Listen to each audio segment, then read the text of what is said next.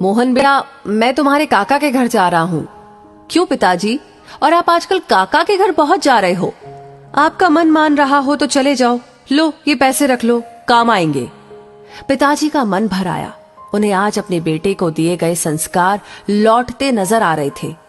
जब मोहन स्कूल जाता था वो पिताजी से जेब खर्च लेने में हमेशा हिचकता था, क्योंकि घर की आर्थिक स्थिति ठीक नहीं थी।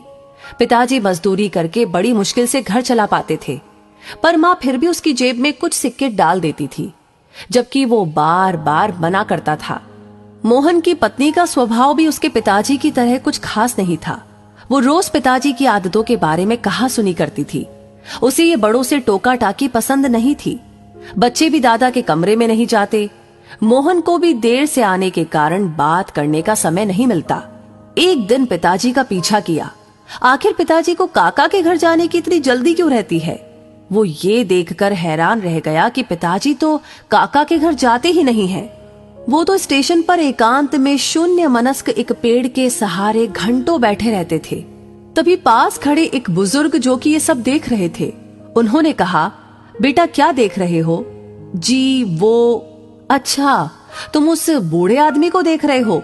वो तो यहाँ अक्सर आते हैं और घंटों पेड़ तले बैठकर सांझ ढले अपने घर लौट जाते हैं।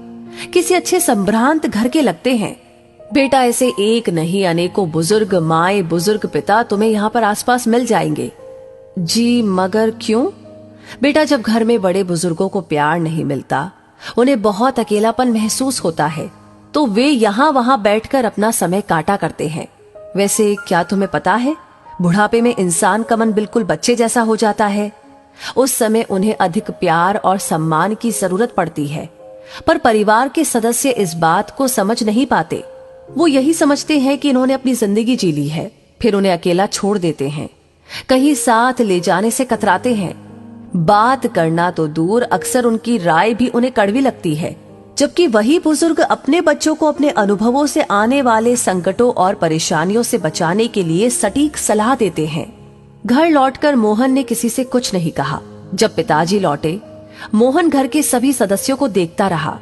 किसी को भी पिताजी की चिंता नहीं थी। पिताजी से कोई बात नहीं करता, कोई हंसता खेलता नहीं था, जैसे पिताजी का घर में कोई अस्तित्व ही नहीं था। ऐसे परिवार में पत्नी बच्चे सभी पिताजी को इग्नोर करते हुए दिखे। सबको रास्ता दिखाने के लिए आखिर मोहन ने भी अपनी पत्नी और बच्चों से बात करना बंद कर दिया। वो काम पर जाता और वापस आता, किसी से कोई बातचीत नहीं। बच्चे और पत्नी बोलने की कोशिश भी करते तो वो भी इग्नोर करके काम में डूबे रहने का नाटक करता। 3 दिन में सभी परेशान हो उठे। पत्नी बच्चे इस उदासी का कारण जानना चाहते थे। मोहन ने अपने परिवार को अपने पास बिठाया, उन्हें प्यार से समझाया कि मैंने तुमसे 4 दिन बात नहीं की तो तुम कितने परेशान हो गए। अब सोचो जरा, तुम पिताजी के साथ ऐसा व्यवहार करके उन्हें कितना दुख दे रहे हो। मेरे पिताजी मुझे जान से प्यारे हैं, जैसे तुम्हारी माँ। और फिर पिताजी के अकेले स्टेशन जाकर घंटों बैठकर रोने की बात छुपा गया। सभी को अपने बुरे व्यवहार का खेद था। उस दिन जैसे ही पिताजी शाम को घर लौटे तो तीनों बच्चे उनसे चिपट गए। दादाजी, आज हम आपके पास बैठेंगे, कोई किस्सा कहानी सुनाओ ना। पिताजी की आंखें भीग आई। वो बच्चों से लिपटकर उन्हें प्यार करने लगे। और फिर जो किस्से कहानियों का दौर शुरू हुआ, वो तो घंटों चला। इस बीच मोहन की पत्नी उनके लिए फल तो कभी चाय नमकीन लेकर आती।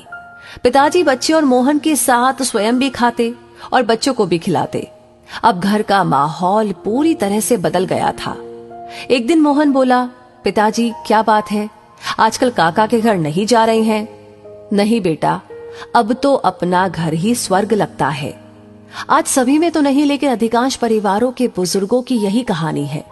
बहुधा आसपास के बगीचों में, बस अड्डे पर, नजदीकी रेलवे स्टेशन पर परिवार से तिरस्कृत भरे पूरे परिवार में एकाकी जीवन बिताते हुए ऐसे कई सारे बुजुर्ग देखने को मिल जाएंगे।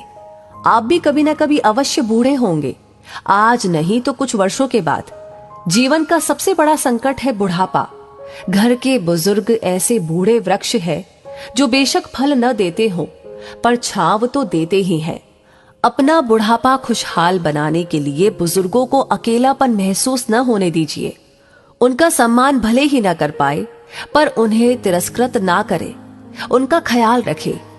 और इसी के साथ इस कहानी के बारे में आप क्या कहेंगे, आपकी क्या राय है, हमें जरूर बताएं। साथ ही साथ ये वीडियो अगर आपको पसंद आया है तो इसे लाइक करने के साथ साथ शेयर करना बिल्कुल ना भूलें। आपका हर एक लाइक, हर एक कमेंट, आपकी राय हमारे लिए बहुत इंपॉर्टेंट है अगली कहानियों पर, आने वाली कहानियों पर काम करने के लिए। तो आपका ये प्यार हमारे साथ यूं ही बनाए रखिए। साथ ही साथ हमारी हर वीडियो को सबसे पहले पाने के लिए हमारे पेज को फॉलो करना ना भूलें। धन्यवाद।